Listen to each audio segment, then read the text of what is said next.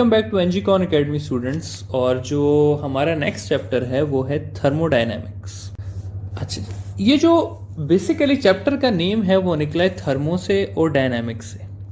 ठीक है, थर्मो जो है वो आपके साथ डील करता है टेम्परेचर एंड हीट के साथ, इसका रिलेशन है। और डायनामिक्स जो है वो मूवमेंट होता है फिजिक्स में। तो टेम्परेचर का ज़्यादा होना, कम होना, हीट का ट्रांसफर होना, ये सारी चीज़ को ये चैप्टर डील करता है। अच्छा, इस चैप्टर में जो है स्टूडेंट्स वो एक टॉपिक दिया हुआ है जो कि हमारे कोर्स में नहीं इंक्लूडेड, और वो टॉपिक है काइनेटिक थ्योरी ऑफ गैसेस। अब इस टॉपिक के बारे में ये है स्टूडेंट्स कि ये टॉपिक कहीं जिक्र नहीं हुआ हुआ, लेकिन लास्ट टाइम मैंने ये देखा था कि इस टॉपिक से 5-6 बार क्वेश्चंस आए हैं। ठीक है, डायरेक्ट स्टेटमेंट दी होती है और आपसे पूछा होता है कि इसमें से कौन सा point kinetic theory of gases को ओबे करता है या नहीं करता। तो ये सवाल आते हैं इससे। तो इसके पॉइंट्स जस्ट हम ऊपर ऊपर से पढ़ लेंगे ताकि हमें अगर आए तो आता हो। कि पहला पॉइंट इसका ये है कि finite volume of gas have infinite number of particles, gas atoms या मॉलिक्यूल्स। ठीक है, सेकंड इसका पॉइंट है कि size of molecules is much smaller या is much small than gap या डिस्टेंस बिटवीन देम। इसका मतलब क्या है? इसका ये मतलब है स्टूडेंट्स कि अगर मैं दो गैस मॉलिक्यूल्स को ले लूं, ये और ये, तो इन गैस के मॉलिक्यूल्स का साइज काफी छोटा है as compare to the distance between them. ठीक है, तो ये देखिए डिस्टेंस इतना बड़ा है और मॉलिक्यूल्स का अपना साइज बहुत छोटा है। तो ये इसका दूसरा पॉइंट है। तीसरा पॉइंट ये है कि molecules are in random motion, यानी कि वो हर जगह पे मूव कर रहे होते हैं। फिर फोर्थ पॉइंट इसका ये है कि collision between molecules is 100% elastic, यानी कि जो गैस मॉलिक्यूल्स आपस में कोलाइड करते हैं वो 100% इलास्टिक कोलिजन होती है।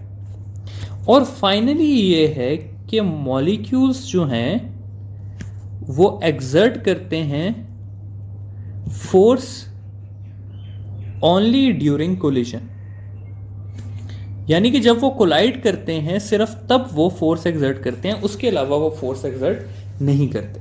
तो ये है आपके पास काइनेटिक थ्योरी ऑफ गैसेस। इसमें से सवाल मैंने आपको बताया कैसे आते हैं। 4 ऑप्शन दिए होंगे, उसमें से पूछा होगा कि which of the following is not according to kinetic theory of gases. तो इसमें से जो पॉइंट नहीं लिखा होगा वो आपका करेक्ट आंसर हो जाएगा। अच्छा, अब काइनेटिक थ्योरी से स्टूडेंट्स यहां पर हमारे पास कुछ चीजें सामने आती हैं, जिसमें से 2 इक्वेशंस जो हैं वो हमारे लिए इंपॉर्टेंट है। पहली जो इक्वेशन है वो है मेरे पास जनरल गैस इक्वेशन, जो कि है PV is equal to nRT। इसमें ये जो P है ये प्रेशर है आपके पास ऑफ गैस, V जो है वो वॉल्यूम ऑफ गैस है, N जो है वो मोल्स हैं, T जो है वो टेम्परेचर है, और R जो है वो है आपके पास जनरल गैस कांस्टेंट। और इस R की जो वैल्यू है वो आपके पास इक्वल है 8.314 जाउल पर मोल केल्विन। ठीक है, तो ये बात आप लोगों ने याद रखनी है कि ये सारी चीजें जो हैं ये आइडियल गैस की हैं। ये मैं आप लोगों को बताना भूल गया था।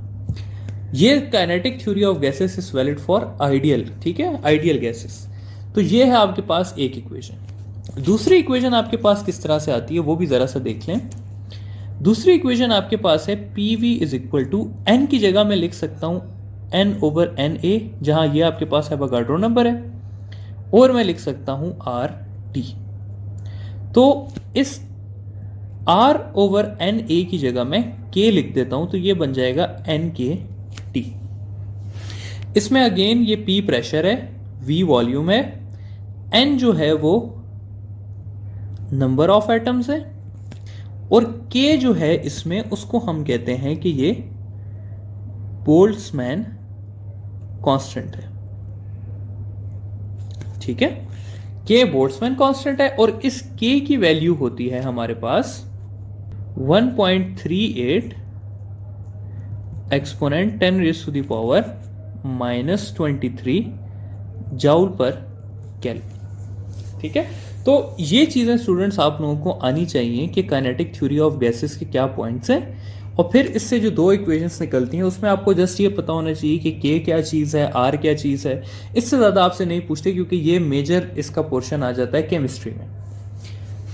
गोइंग अहेड, दो लॉस को थोड़ा सा डिस्कस कर लेते हैं। अगेन हमारे टॉपिक में ये लॉस भी इंक्लूडेड नहीं है, लेकिन मैंने इससे सवाल आते हुए देखा, इसलिए हम इसको थोड़ा सा डिस्कस कर लेते हैं। सबसे पहला है जी हमारे पास बॉयल्स लॉ, और दूसरा है हमारे पास चार्ल्स लॉ। तो आप लोग क्योंकि इंटर टेस्ट की प्रिपरेशन कर रहे हैं तो मुझे पक्का यकीन है कि आप लोगों को बॉयल्स लॉ और चार्ल्स लॉ अच्छे तरीके से आता होगा, लेकिन फिर भी मैं बता देता हूं कि एट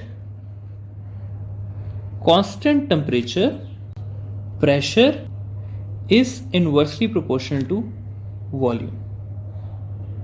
ठीक है, या इसको अगर हम इस तरह लिख दें कि volume is inversely proportional to pressure, तो ये चीज ज्यादा सही रहेगी।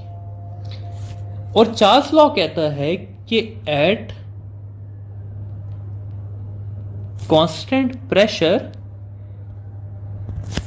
Volume is directly proportional to temperature. अगर मैं मैथमेटिकली लिखना चाहूं तो मैं इसको इस तरह से लिख सकता हूं कि एक आइसोथर्मल प्रोसेस में